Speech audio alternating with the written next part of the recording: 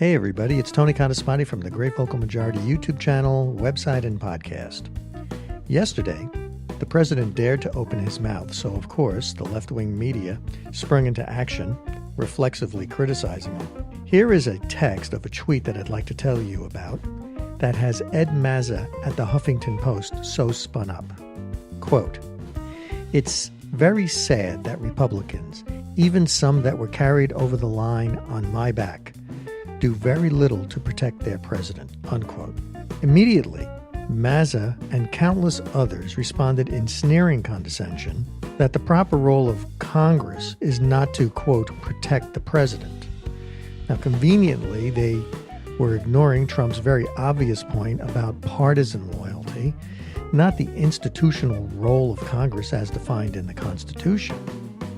But this has become par for the course. Partisans politics really has always played a role when the president is under fire, whether for legitimate reasons or, as now, for no legitimate reason at all. Until Judge Sirica and later the U.S. Supreme Court ruled that President Nixon had to release his Oval Office tapes, it was only suspected that Nixon was guilty of any criminal wrongdoing. Republicans in Congress, quote unquote, protected him until the transcripts of the tapes showed that the president had clearly attempted to obstruct the FBI's investigation.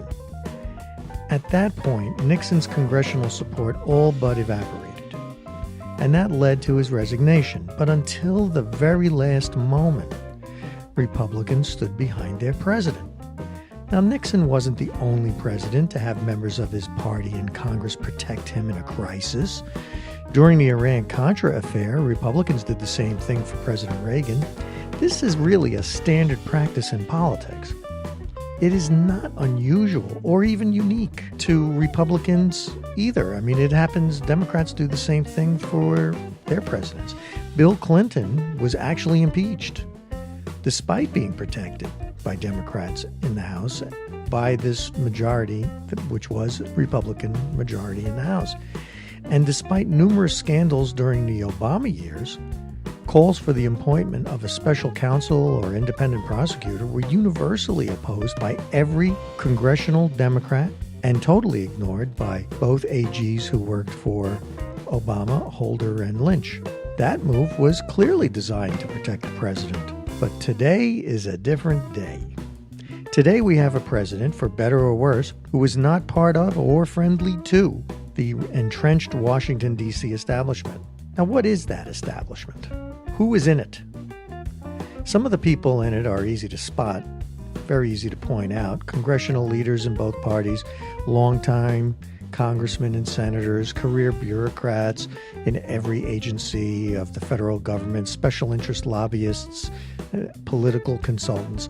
They are all part of an establishment that sees President Trump as an existential threat to their established ways of doing business and fleecing the American people, along with future generations. News media people are also part of this establishment. So it isn't altogether surprising that the media has almost uniformly taken a hostile stance against President Trump. What I believe the establishment fails to see or has decided to ignore is the fact that Americans are noticing that this same media seemed to give President Obama pretty much a complete pass from this level of critical scrutiny, and they're asking why. This 180-degree turnaround in media posture is actually helping Trump look like a victim of unfair media coverage. And often, he is a victim of unfair media coverage.